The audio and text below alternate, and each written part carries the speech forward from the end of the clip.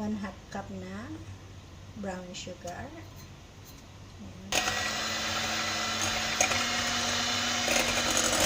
Guys, 1/2 cup na butter.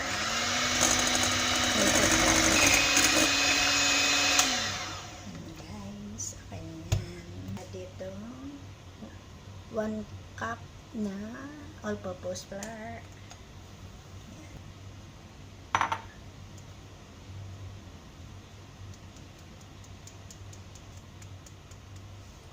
1 teaspoon baking powder. Ayan. And 1/3 of baking soda. I-mix natin, guys.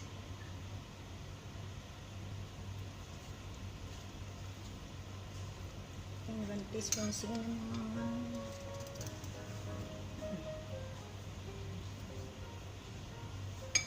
Yan, meron tayong 2 apples ating i-grate. Yan, add natin ang ating 2 apples grated. Ang ating walnut, 1/3 cup. Yan.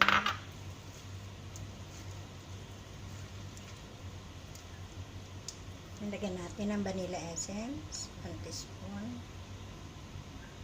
Yan. Yan. Ganon.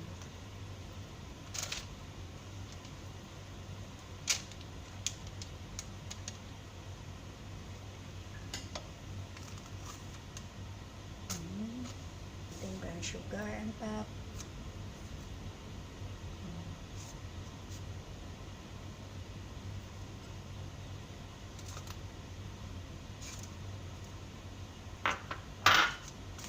I-bake natin siya sa 170 degrees Celsius siya ng 35 minutes. Yun, guys. At wow.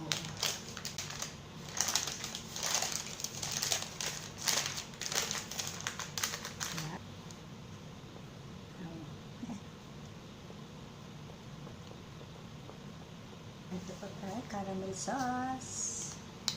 Ayan, ang ating caramel sauce. Ayan. Ayan.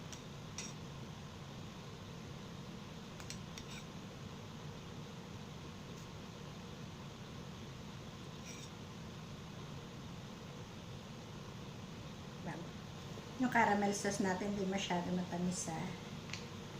Kasi nga binawasan ko ng sugar. Taking ng time. Wow. Wow.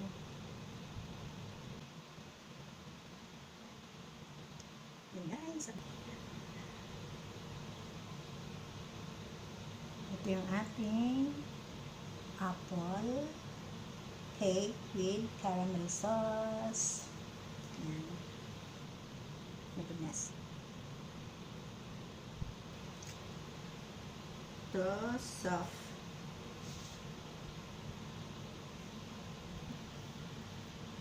Ang sarap, very soft.